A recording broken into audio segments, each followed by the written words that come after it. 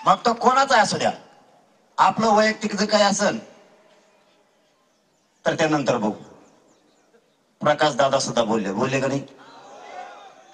संदीप भैया बोलले, परत ते विजय पंडित बी बोलले. आज गैरहजर येतो ना, पण समजा बोलले ना, पण बोलले ना हे सांगतोय मी.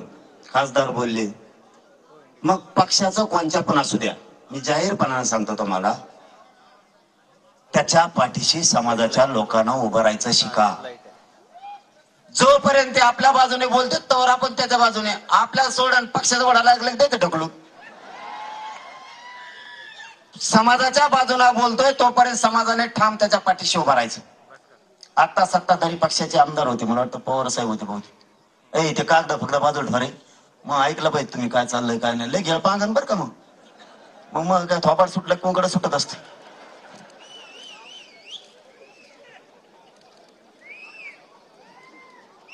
पवार साहेब बोलले नाही रे, आवड नाही रे पवार साहेब.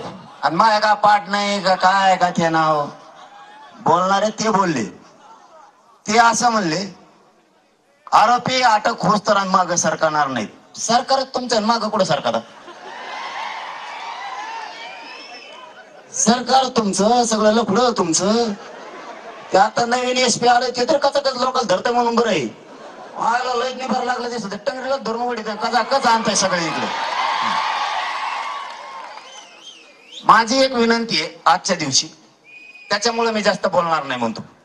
सत्ताधारी पक्षाचे पण इथे, विरोधीचे पण इथे, राजे साक्षीला हे सुद्धा सत्ताधारी पक्षाचे पाटील साहेब सुद्धा लयच मोठे हो.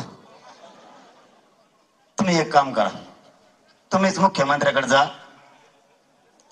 त्यांना म्हणा हे लोक जेवढे जेवढे यादीवर नाव आहे ते पुऱ्यामध्ये टाका. टेन्शनच मिटलं राव, कशाला मोर्चा काढायचे?